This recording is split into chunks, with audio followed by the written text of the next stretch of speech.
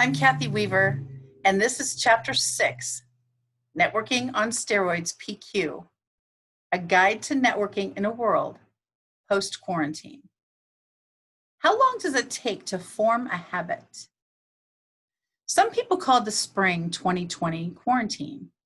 Some called it isolation. Some called it stay-home order, and others deemed it their vacation.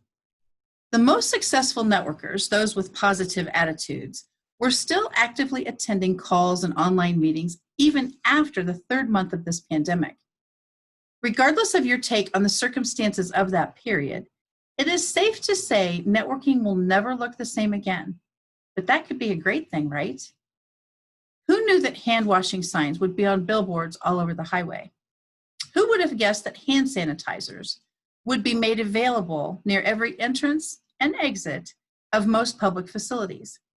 Have you seen antibacterial wipes near the credit card machines at your local grocery and hardware stores?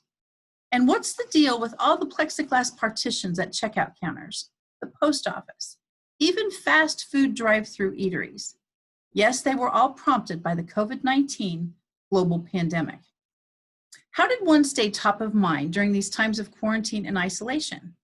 If we were not allowed to leave the house and we had to do our networking remotely, we would have to rely on others to join webinars with us.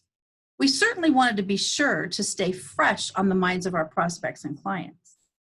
Were you still inviting a guest or two to your online conferences just as you once did to your in-person events?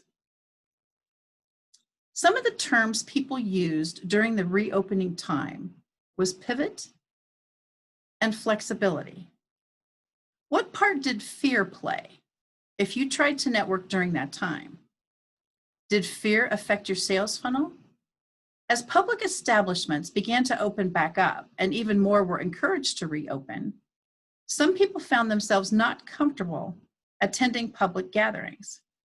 Is your favorite business networking event choosing to meet publicly even now? What happened with all those members? Now's the time to think about the new look of networking. Think, if you will, of a few of the pros of networking virtually rather than in person. You can actually attend more online events rather than face-to-face, which means you'll be saving gas and travel time, not to mention food costs and the time factor required to order a meal in a restaurant from a server. Think of how many more people you can add to your center of influence network, and not all of them would be local either, just by attending several online meetings during the course of your day.